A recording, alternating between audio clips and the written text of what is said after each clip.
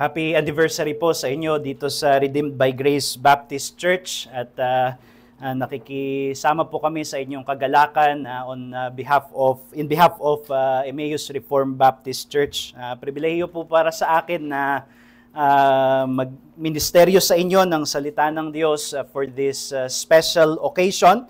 At gusto ko na rin gamitin po ito na pagkakataon para pasalamatan kayo bilang isang iglesia sa inyo pong pagtulong sa amin noong kami ay nagsisimula patungo po doon sa aming pagkakatatag bilang isang lokal din na iglesia. At nawa ang Panginoon ay magpala sa atin pong pangangaral at pakikinig ng salita ng Diyos. Marami pong mga organisasyon sa mundo ang nagdiriwang rin ng anibersaryo, mga anniversaries, hindi lamang po mga iglesia.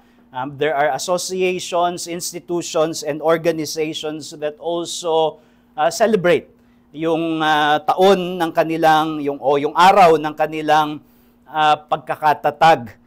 But our theme for this afternoon, for your anniversary that has been assigned to me, is the household of God. And that is a good one because it helps us to remember that what we are celebrating is not an organization, kung hindi isang pamilya, existence of a family that has been formed and that is regularly gathered by the gospel of our Lord Jesus Christ. At para po mapagbulayan natin ang paksa na yan, iniimbitahan ko kayo na buksan ang inyong mga Biblia sa Ebanghelyo ayon kay Marcos, Gospel of Mark, chapter 3. We will be reading verses 31 to 35. Mark chapter 3, verses 31 to 35. Reading from the ESV. And his mother and his brothers came, and standing outside, they sent to him and called him. And a crowd was sitting around him. And they said to him, "Your mother and your brothers are outside, seeking you." And he answered them, "Who are my mother and my brothers?" And looking about at those who sat around him, he said, Here are my mother and my brothers. For whoever does the will of God, he is my brother and sister and mother. Ito po ang salita ng Diyos. Tayo po ay humingi sa Kanya ng tulong sa ating pagbubulay ng mga salitang ito. Gracious Father, we pray that you would bless us with spiritual insights that are in Christ. By the help of the Holy Spirit, as we reflect on this passage, as we reflect on these truths, we pray that it would indeed bless our souls, that it would accomplish good to us for your glory. We pray in Jesus' name. Amen. Ito pong ating binasa ay nangyari sa mga unang baitang ng ministeryo ng Panginoong Jesus. So this happened during the early stages of Jesus' public ministry, yung kanyang pangangaral kung saan-saan ng salita ng Diyos, ng Ebanghelyo around Galilee, kasama nung kanyang mga ministeryo ng mahimalang pagpapagaling ng mga may karamdaman. It was already beginning to attract widespread attention. Marami ng mga sumusunod sa kanya upang makita yung kanyang mga gagawin at ganun din ay mapakinggan yung kanyang mga pangangaral, lalo na yung kanyang pangangaral tungkol sa kaharian ng Diyos. And in fact, some already have started following him. Sila ay mga tagasunod na ng Panginoong Jesus at palagi silang sumasama kung saan siya nagpupunta upang mapakinggan yung kanyang mga pagtuturo.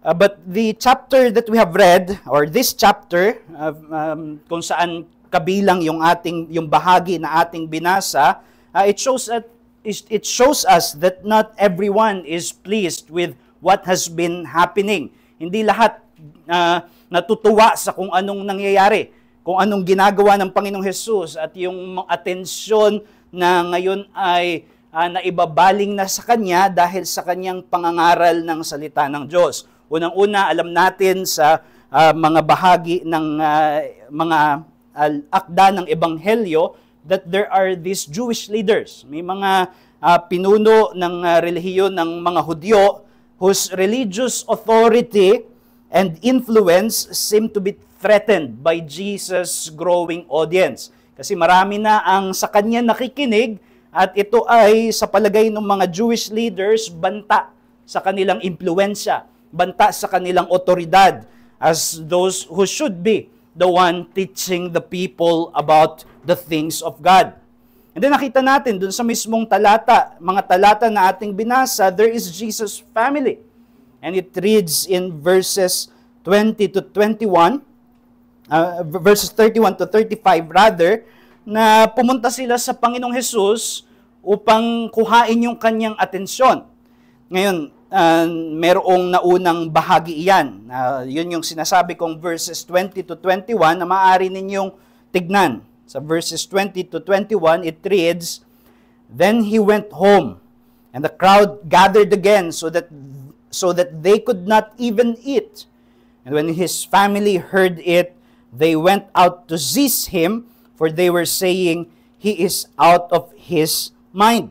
So hindi lang yung mga Jewish leaders yung hindi nakakaunawa sa kung ano bang nangyayari, ano bang ginagawa ni Hesukristo, but even his own earthly family, hindi sila nananampalataya doon sa kay Jesus at yung misyon na kanyang sinisimulan ng gawin sa kanyang ministeryo in his public ministry. Siguro pwede nating isipin na before they arrive, bago tayo pumunta doon sa verses 31 to 35, merong nangyaring family meeting sa bahay nila. Kung saan pinag-usapan nila dahil siguro around their town, nakita nila na Jesus is now the talk of the town. Siya na yung pinag-uusapan ng mga tao. At sinasabi na itong si Jesus na anak ni Jose at anak ni Maria, ayun na, marami na nakikinig sa kanya, nagtuturo siya, nagkiklaim siya na meron siya mga ginagawang himala. And noticing this, naririnig siguro nila na pinag-uusapan na si Jesus ng mga tao, some might have said, one of his family members might have said, we can't let him go on like this. Hindi natin siya pwedeng hayaan lang na magpatuloy sa kabaliwang ito. In this religious delusion, he is trouble waiting to happen. We need to do something. We need to stop him from this madness. And marahil hindi naman evil o yung kanilang motibo. They likely had concerns over his well-being. Sinabi doon sa ating binasa, sa sobrang dami ng mga tao na sumusunod sa kanya upang makita yung mga ginagawa niya at marinig yung mga pagtuturo niya, halos wala nang pagkakataon para kumain. So he is there in this journey, nangangaral ng salita ng Diyos, pinapagod yung kanyang katawan at hindi na halos makakain, natural na mag-alala yung kanyang pamilya, di ba?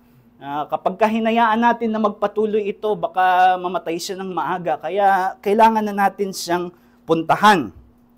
Although they may also have been growing impatience and frustration, kasi yung pamilya nung panahon, in the biblical times, lahat ng mga nasa pamilya may bahagi sa family business or family trade.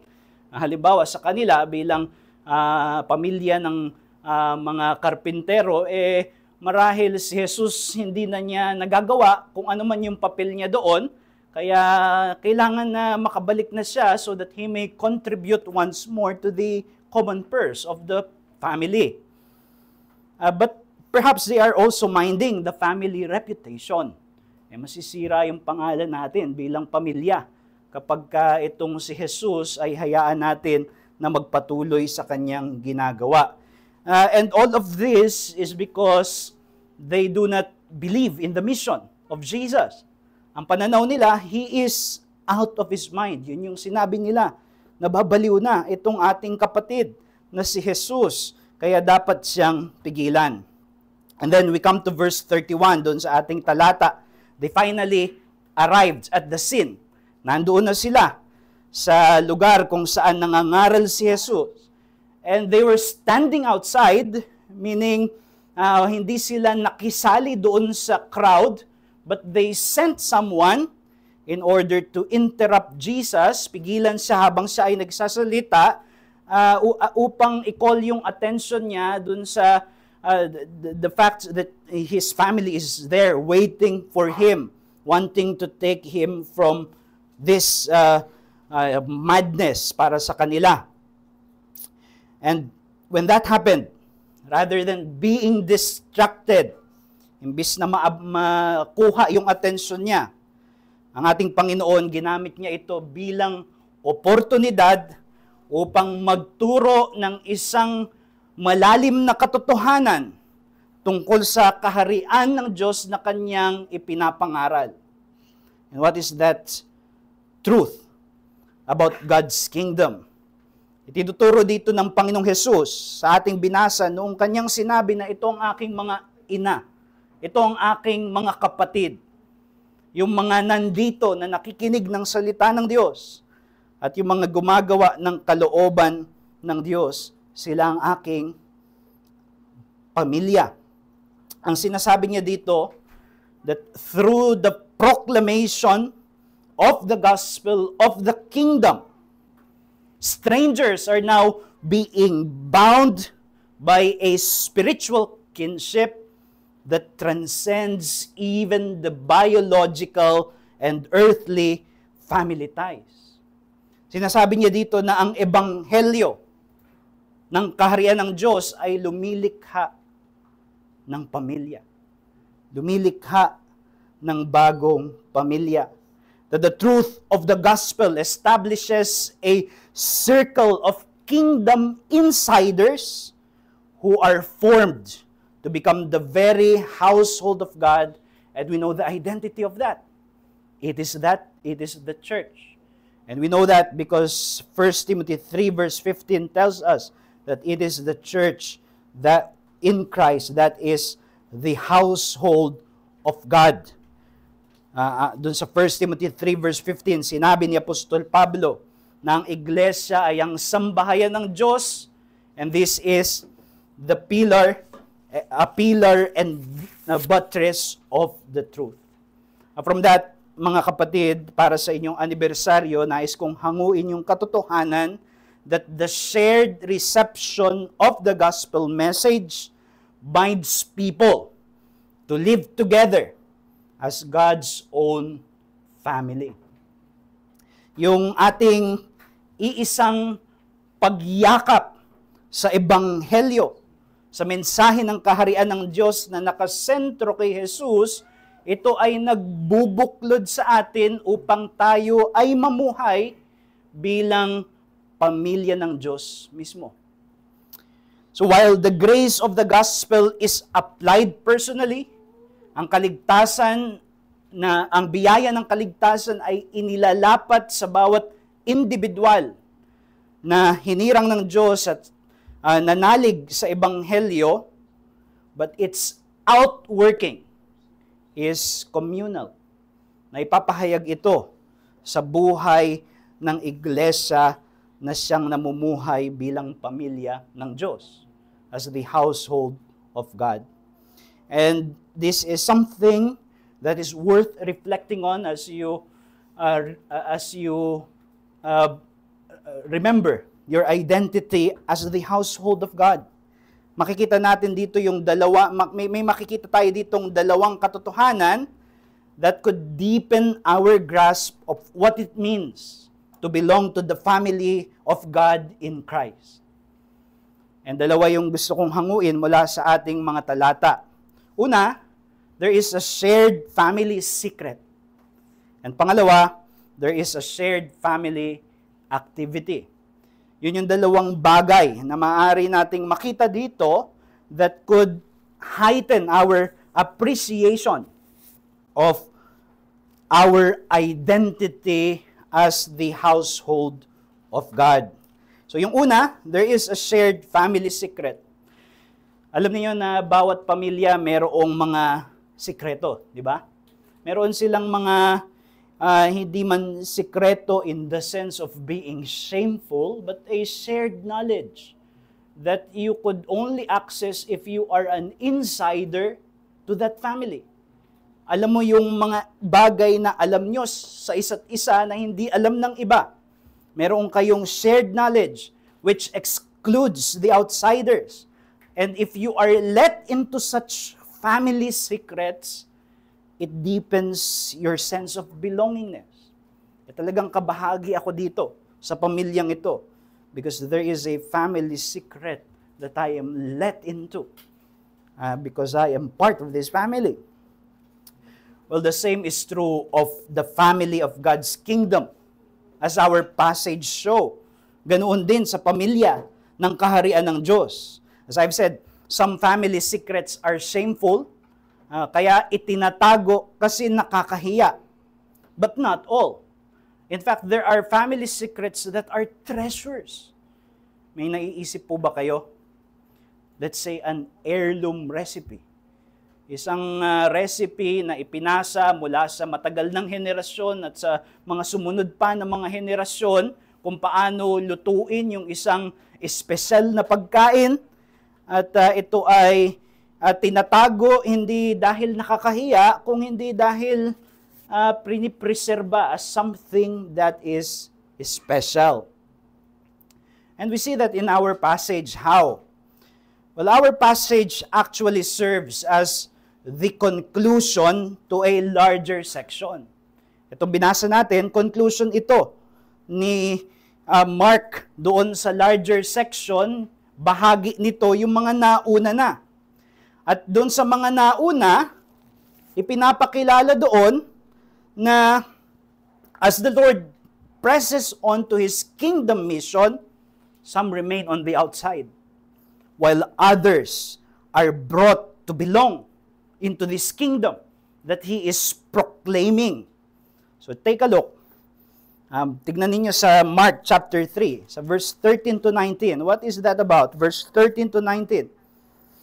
It is the calling of the 12. The 12 disciples. Yun yung mga chosen insiders ng Panginoong Jesus. Ipinasok sila as close circles of Jesus para in order that they may walk with Him and learn from Him the message of the kingdom. And Himself as the person of the kingdom, the central person of this kingdom of God, in order that in the future, isusugo sila para sa kanilang komisyon na maging mensahero ng Ebanghelyo ni Jesus. So there is the insider. It is the close insider of the kingdom, the 12 disciples. But in contrast, in verse 20 to 21, it depicts Jesus' family as outsiders. Bagamat sila mismo yung pamilya ni Jesus, hindi sila yung kasama ni Jesus na lumalakad at tinuturuan. In fact, they accuse Jesus of being out of His mind. Itong family member natin, itong kapatid natin na si Jesus, siya ay nasisiraan na ng ulo. That was their accusation, which means they do not know what is happening. They are outsiders. And there, they stand only closely with the outsiders of verses 22 to 30. Sino ba yung mga nasa verse 22 to 30? These are the Jewish leaders na pinagmamasdan din nila as spectators from a distance, yung mga nangyayari, yung mga tinuturo ni Jesus at yung crowd na sumusunod na sa Panginoong Jesus. At ang sabi nila, well, sinasapian ito ng demonyo. So yung mga pamilya niya, sabi baliw, ito mas malala, pero parehas din na hindi nakakaunawa. Sabi nila, he is possessed by Beelzebul, and by the prince of demons, he cast out demons. So you have the 12 as the insiders. And the Jesus family, earthly family, at saka yung Jewish leaders, they are outsiders. Nasa labas sila noong kung ano man yung nangyayaring ito. Bagamat witness nila publicly yung mga nangyayari, they are still on the outside, not on the inside of what has been happening, the kingdom that is being proclaimed. Kaya pagdating natin sa verse 31 to 35, dito na nagpaint ng picture, parang yung tableau, kung sino yung mga nasa loob at sino yung mga nasa labas at ano yung identity nila. And here we find that the crowd who receptively hears Jesus' proclamation of the kingdom, umuupo sila. They gather around him to hear his preaching of the kingdom. Sila pa yung closer family sa Panginoong Jesus kaysa doon sa kanyang earthly family who stand on the outside. They are outsiders. That's why did you catch in our passage the repeated word there? Outside. In verses 31 to 32, sabi dyan, and his mother and his brothers came, and standing outside, they sent to him and called him. And a crowd was sitting around him, and they said to him, your mother and your brothers are outside, seeking you. So there is that emphasis. Diba, repetition sa Hebrew ay emphasis. And it emphasizes that they are on the outside, which very likely, and I will show you later why, it is very likely functioning with double significance. They are on the outside kasi wala sila dun sa crowd. Nandun sila sa labas. But they are also outsiders to the kingdom. Nasa labas sila. Bagamat nawi-witness nila yung kaharian ng Diyos na nandito na kasi si Jesus ay nakatindig at ipinapangaral ang kaharian ng Diyos, they still remain on the outside. And it is for that reason na itong binasa natin sa verses 31 to 35, this is followed immediately by Jesus teaching in parables. Nangaral si Jesus sa pamamagitan ng mga talinhaga, starting with the key parable, yung susi na talinhaga, which is the parable of the sower, tungkol sa isang manghahasik ng binhi, na ipinapakalat yung binhi, pero may mga nalalaglag sa iba't ibang uri ng lupain, at yun lamang mga nalalaglag sa mabubuting lupa ang tumubo at lumago at nagkaroon ng bunga. At ipinaliwanag yan ng Panginoong Jesus na yan ay tungkol sa kanyang sarili. Siya ang manghahasik na ipinapangaral ang mensahe ng kaharian ng Diyos. And He is preaching the kingdom, the message of the kingdom, but only some come to receive it by faith. Meron lamang mga ilan, hindi lahat ang kumikilala sa kanyang ipinapangaral na mensahe ng Ebanghelyo at sumasampalataya at naibibilang sa kaharian ng Diyos. And the explanation for this distinction, bakit merong mga nakakapasok, bakit merong mga nasa labas, it is found in verse 11 of chapter 4. Kung saan sinabi ng Panginoon sa kanyang mga alagad, and He said to them, to you has been given the secret of the kingdom of God, but for those outside, everything is in parables. So hindi ito sikreto na tinatago. Sa katunayan, sabi sa parable ng sower, ipinapahayag, ikinakalat.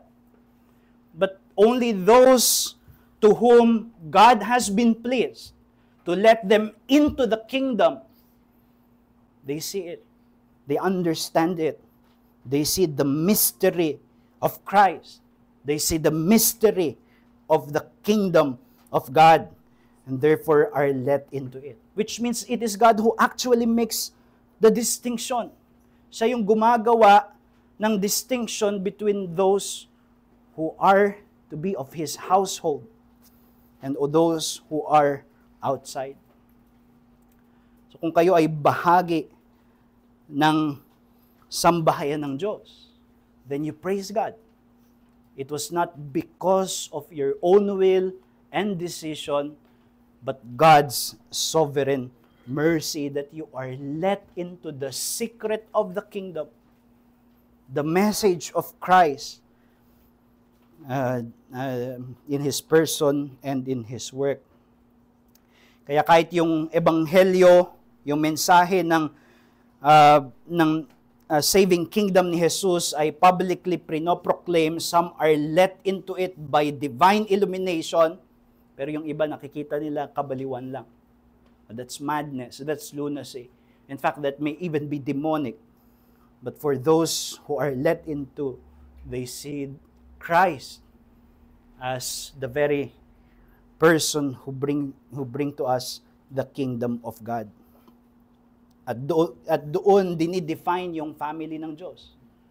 Ganoon sinasabi ni Jesus na ito ang aking ina, ito ang aking mga kapatid. Sila na nandito sa kaharian ng Diyos. Sila na who shares the secret of the kingdom of God, which is the gospel. Siyempre, general outline lang ito. Si Judas, one of the 12, pinangaral kanina umaga sa amin, ang pangangaral ko ay tungkol kay Judas, but he was really on the outside. And his family, by God's grace, would later be let into the kingdom. At maliligtas ang mga, at least most of the members of his family. Pero ang tinuturo sa atin nito ay yung katotohanan na yung saving understanding of the gospel message, this is what distinguishes members of God's family from those who are outsiders. Bakit ka bahagi ng pamilya ng Diyos? Dahil ipinagkaloob sa iyo ng Ama na maunawaan mo ang mensahe ng Ebanghelyo, si Jesus. At sumampalataya sa Kanya tungo sa kaligtasan.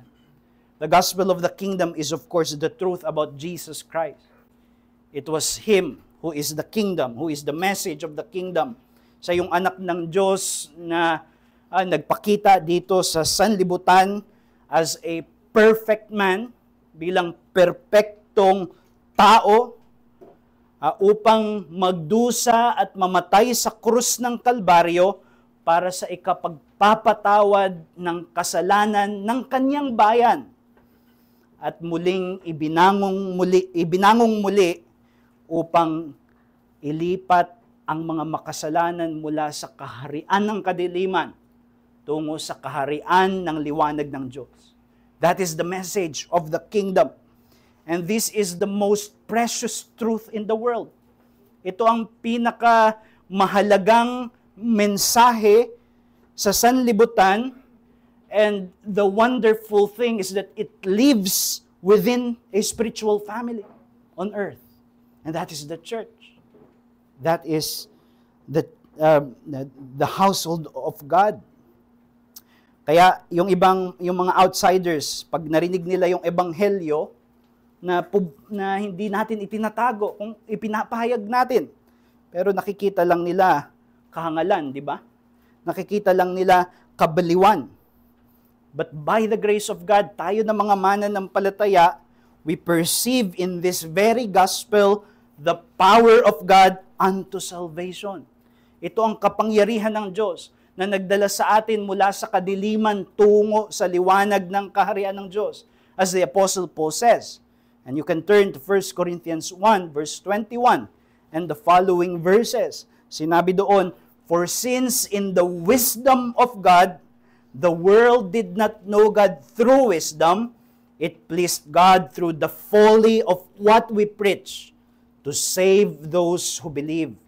For Jews demand signs, and Greeks seek wisdom, But we preach Christ, crucified, a stumbling block to the Jews and folly to the Gentiles, but to those who are called, both Jews and Greeks, Christ is the power of God and the wisdom of God.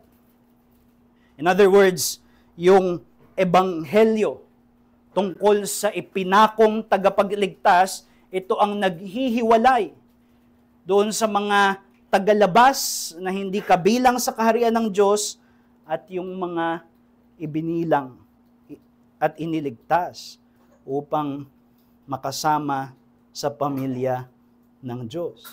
This is the dividing line. Yung ebanghelyo ay ipinapangaral, pero yung iba nakikita nila kahangalan, kabaliwan. Pero para sa mga miyembro ng kahariang pamilya ng Diyos, ito ang kapangyarihan na nagliligtas to bring them to salvation. Kaya mga kapatid, pinapakita sa atin ito yung katotohanan na yung ebanghelyo ang pundasyon ng ating church family, ng inyong church family. It is what formed us, it is what sustains us, and therefore it is our most prized family treasure.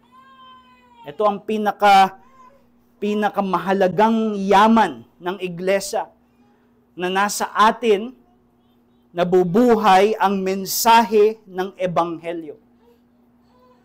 At ito ay ating daladala. As the reformers claimed against Rome, against Roman Catholicism, kasi sinasabi nila na ang salita ng Diyos ay ang batayan ng otoridad niyan ay ang iglesia. And it is the other way for the reformers. Looking at the scriptures, it is the church that is the creature of the word. Tayo ay nilikha ng salita ng ebanghelyo. And that is the reason why the church is called in 1 Timothy 3 verse 15 as the household of God, which is also a pillar and buttress of the truth. Tayong haligi at suhay ng katotohanan. Katotohanan, hindi yung katotohanan ng balita sa 24 oras, kung hindi yung katotohanan ng ebanghelyo. Tayo ang nagdadala.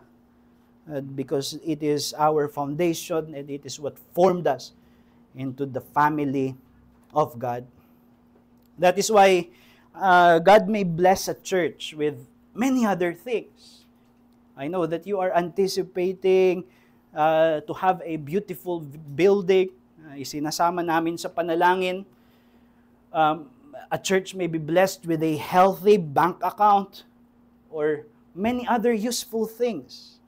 But nothing must ever replace the centrality of the gospel in defining who we are as the household of God. Ito ang nagbibigay ng kabuluhan sa ating pagkakakilanlan, ang ating identity as the household of God, ang ebanghelyo. And therefore, this is the secret. Not because it is private, it is hidden, but because we have come to understand it by divine light. Diba? Yung heirloom recipe na sinasabi ko kanina, pwedeng kumalat yun na limbawa may nakatuklas, ipinagkalat sa iba. And it could be examined by outsiders, technically. Sabihin na, palagay ko hindi ganong maganda yung recipe na ito kasi ito yung mas magandang idagdag dyan at magko-complement ng ganito at ganyan. Pero those who are on the inside, yung mga insiders, they don't just have it technically. Ang nalalasahan nila dun sa mga yung pagkain na yon ay yung shared experience nila bilang pamilya. Luto yun ni Lola. At kapag kinakain mo, nalalasahan mo yung childhood mo. Nalalasahan mo yung shared experiences nyo, magkakapatid, magpipinsan o kung ano man. And that is the same with the gospel. Hindi natin ito tinatago, ipinapahayag natin. But others may pick it up. Sabi nila, hindi sophisticated yung mensahe na to. Para lang ito sa mga uneducated, sabi ng iba. O sabi nila, hindi ito yung logical o kung ano man. And we disagree. But for us, we know more than just treating the gospel logically. We have a shared experience kung paano tayo iniligtas ng ebanghelyo at ginawang and that is what makes us family.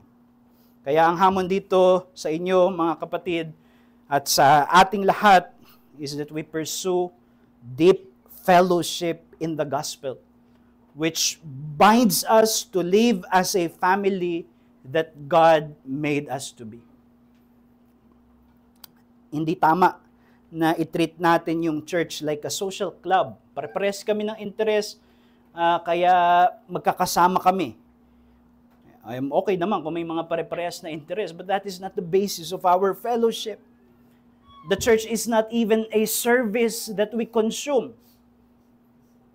The church is a family. The gospel has formed a deeper bond than just the social club or a consumer service. Christ, by His grace, has brought us into His family, and therefore we are now to live like one. Dapat tayo mabuhay bilang isang pamilya. May magandang mga salita doon yung sumulat ng letter to the Hebrews, kung saan sinabi niya sa Hebrews chapter 2 verse 11 that in sanctifying His people so that they may become children of God, they may become sons to glory, sabi doon, si Jesus daw, He is not ashamed to call them brothers. Yun yung katotohanan ng Ebanghelyo. He looks at us and He is not ashamed to call us brothers. Ganun din dapat tayo. Mula doon sa katotohanan na iyon, na tayo ay inari ni Jesus bilang kanyang kapatid, so that He is our elder brother. We belong to His family. Therefore, we too must joyfully embrace one another as family members. Ngayon ba, sa hapon na ito, maaari kang tumingin sa mga nasa paligid mo. Alam mo yung mga member ng RGBC, di ba? And look around you and see the faces. And can you say with the Lord Jesus Christ here in our passage, "Here are my mother and my brothers." And that is what the gospel create in us. And only when we share our life together as a family can we carry out the many one another duties of the gospel that are found in the New Testament. Diba, maraming mga utos sa bagong tipan na dulot ng ebanghelyo na may kadugtong na one another. And therefore, the Christian life is lived in the context of that family. Sa 1 Timothy 3 verse 15, which is our main passage, sinabi doon na sinusulat daw ni Apostol Pablo yung kanyang isinusulat kay Timoteo so that he may know how one ought to conduct himself in the household of God. So ang emphasis niya ay yung vertical duty natin sa Diyos. There must be reverent conduct in the household of God because this household belongs to God. Pero ginamit din ni Apostol Pablo yung mismong mga salita na yan, household of God, sa ibang mga sulat niya, and the emphasis is our vertical duty, our horizontal duty to one another. Diba? Sinabi sa Galatians, do good to everyone, especially to the household of God. And then you have in Ephesians where Paul expounds, in Ephesians chapter 2, Paul expounds on that we on the reality that we are no longer strangers and aliens we are now members of God's household. And then from that proceeds his exhortation na dapat wala nang Hudyo at Hentil na nag-aaway sa loob ng iglesia at kung ano man. Which means this is what reconciles us also because we are now part of God's family. Kaya mga kapatid, I believe, I trust that you know what I'm talking about, that this is true among you dito sa RGBC, but this is also something that we may continue to grow into as a church. This is a gospel-shaped vision for a church to pursue. Sa unang taon nila, sa ika-10 taon nila, on their 22nd year, this is a gospel-shaped vision to pursue and to grow into as a church, that you would become less and less like outsiders to one another. We are not outsiders. And then we fully experience the joyful fellowship, the family bond that the gospel creates. So a shared family secret, yung pangalawa at mas maiksi, is a shared family activity. Just as every family shares its own secrets, meron silang mga bagay na nalalaman nila ng sama-sama that excludes the outsiders. So too does every family engages in regular activities. Merong mga regular activities sa pamilya, di ba? And it is what binds, these are what bind us together, what bind them regularly. Ganon din sa karya ng Diyos. Merong common, shared family activity that they delight in doing because they are members of His household. And what is that? Well, in our passage, anong ginagawa dito nung pamilya ng Diyos na dinefine? Yung pamilya ni Jesus, yung inako niyang pamilya na dinefine niya from those who are outside. Well, they gather to hear the Word of God and to obey it. They gather to hear the Word of God, to obey it. In our passage, what sets Jesus' spiritual family apart from the outsiders, kasama sa outsiders yung kanyang sariling pamilya, is that they were sitting around Him, listening to His teaching about the kingdom. In fact, yung crowd, they were sitting around Jesus, nakikinig sa pagtuturo niya, and His family did not even bother to join in because they stand on the outside. They are outsiders to this activity. But these insiders, they were sitting around, listening to Jesus, teaching about the kingdom, presumably in order that they may live out what Jesus taught. They gather around the voice of Jesus. Kaya dito sa verse 35, dinefine ni Jesus yung kanyang totoong pamilya. For whoever does the will of God, he is my brother and sister and mother. And then sa Luke chapter 8 verse 21, sa parallel nito, it is expressed differently kung saan sinabing, my mother and my brothers are those who hear the word of God and do it. Hindi sinabi na ito yung paraan para pumasok sa karya ng Diyos. Pero ito yung nagmamarka sa pamilya. Ito yung sign that they are the family of God. That they gather around to hear the word of God, the voice of Jesus, in order that they may obey the word of God. And in fact, in another passage, Jesus also says, in John 8 verse 47, baliktad yung sinabi ng Panginoong Jesus. Sabi doon sa John 8 verse 47, whoever is of God hears the words of God. And speaking to the Jewish leaders, the reason why you do not hear them is that you are not of God. So merong insider, outsider definition. Dinidefine. Yung mga nasa pamilya ng Diyos, they hear the Word of God, the words of God. But those who do not, they are outside. Kaya ito'y isang activity that sets God's family apart from the outsiders. Gathering. Family gathering around the voice of Christ. So regularly gathering around the voice of Christ is the outward mark of the true household of God.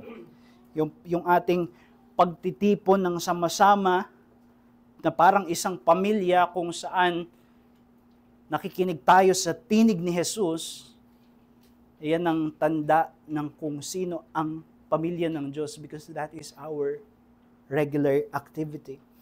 Alam niyo, yung mga reformers, they rejected, of course, insistently, that the mark of the true church is the Bishop of Rome, yung Pope. Yun yung pananaw nila. Paano mo nasabi na kayo yung totoong iglesia? Well, yung aming Pope, yung aming leader ay yung nanggaling kay Pedro. Nagsimula mula kay Pedro. Now, the reformers rejected that, and what they set in its place as the essential mark of the church is the preaching of the Word of God. Yung pangangaral ng salita ng Diyos. Naniniwala sila na ang pangangaral ng salita ng Diyos ang nagpanganak ng iglesia. At ito ang patuloy na nagsusustena ng iglesia.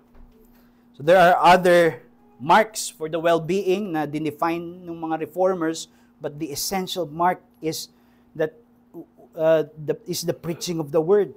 Kung saan merong mga tao na regular sila na nagtitipon around the faithful preaching of the Word, and they are building their life together upon it, there you have a church. And in another biblical metaphor sa John chapter 10, di ba? My sheep hears my voice and I know them and they follow me. Paano mo malalaman na ito yung flock ni Jesus? Well, they gather around the voice of the shepherd. The voice of Jesus Christ. Kaya there was a biblical recovery para sa mga reformers that the preaching of the Word of God is the Word of God. Not that it is inspired scripture, but that in a faithful preaching, Christ's voice is heard. And therefore, when there are people regularly gathering around that voice, there you have Christ's sheep. There you have Christ's family. Yung ating forebear, si Benjamin Kitch, dinefine niya yung church this way, that a church of Christ is a stated assembly.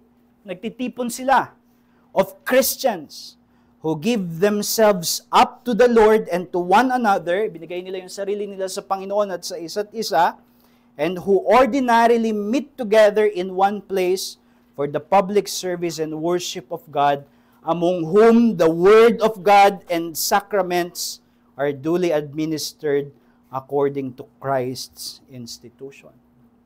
That is what defines us as a household. Yung pangangaral ng salita ng Diyos na nagtitipon sa atin regularly. Parang yung pamilya, di ba, mayroong mga reunion. Kapag nawawala yung sense ng pagiging pamilya, pag hindi na nagsasama-sama, hindi na nagkikita-kita. Well, tayo, we are being gathered for a weekly family reunion where God, our Father, and Jesus, our elder brother, addresses us in the preaching of the Word by the Spirit. Kaya, ang hamon nito is for us as a church, as the household of God, to regard preaching as the most revered and cherished corporate activity of your church family. Ito yung pinaka-iginagalang at pinahahalagahan natin na family activity natin as a church. Ang pangangaral ng salita ng Diyos. And this is how, this is partly, in fact, even mainly, how we fulfill our calling as the household of God, being a pillar and buttress of the truth.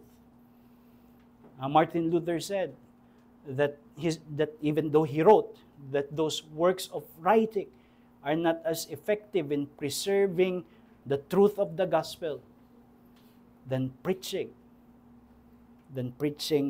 regularly that happens in the church. Kaya ngayon, makakapakinig ka na ng mga mas magagandang sermon pa online, di ba? And I'm sure yung inyo pong pastor dito at inyong mga nangangaral, they would not be offended with me saying there are better preachers online.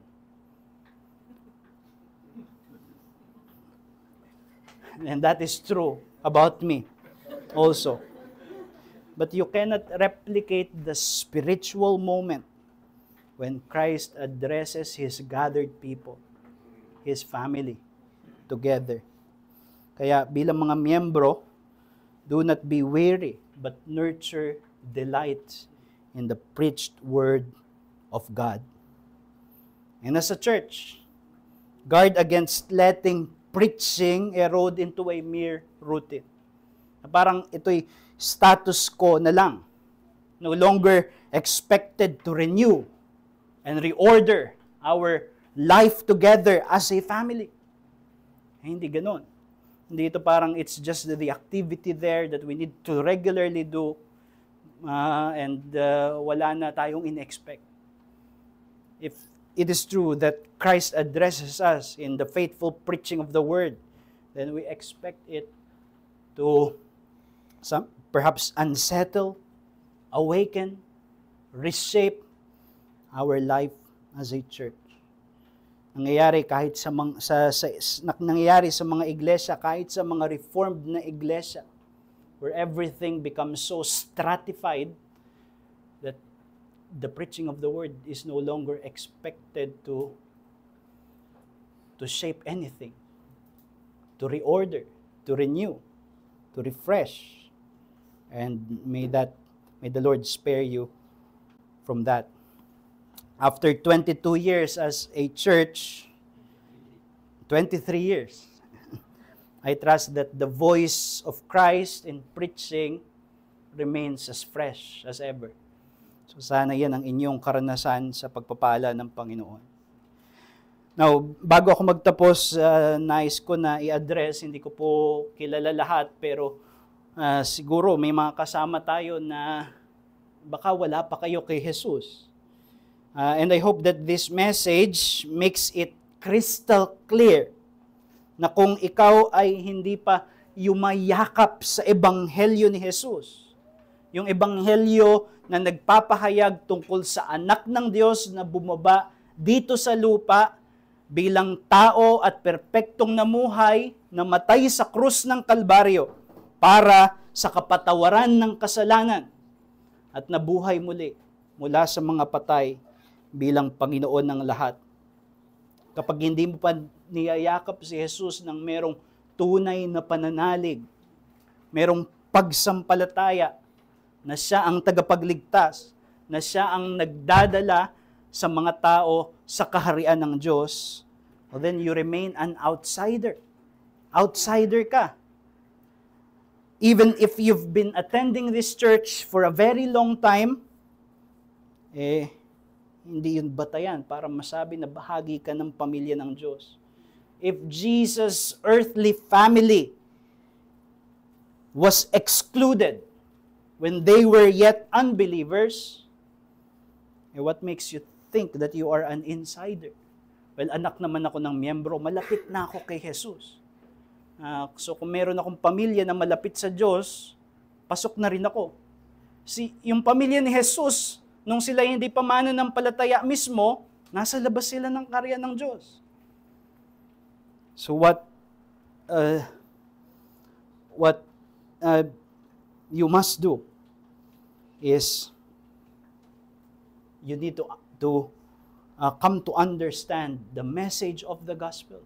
That simple message na ipinapangaral tungkol sa ipinakong tagapagligtas na nag-aalis ng kasalanan. At yun ang mabuting balita that you can enter His family even today. If you've been an outsider for a very long time, today you can enter this family, this household of God. Believe in the gospel. Sumampalataya ka sa ebanghelyo kay Jesus na tagapagligtas. Mga kapatid, may you continue to walk in the joy as well as in the duties of being God's precious family. Again, happy anniversary. Let us pray. Salamat po aming Diyos sa iyong pagpapala sa araw na ito na ang iglesyang ito ng RGBC, they are celebrating your faithfulness and goodness to them. Not merely as an institution or as an organization, but as a household. Built, formed, and gathered together by the gospel of our Savior. And we pray that you would continue to make your spiritual blessings in heaven flow in the life of this church so that they might be able to live out their identity indeed as a family that you have made us to be. And for those who are yet outside, we pray that they would they would see their desperate place outside of the kingdom, but that they would also understand the secret. And that is Jesus Christ. And by believing in Him, they too may enter His kingdom family.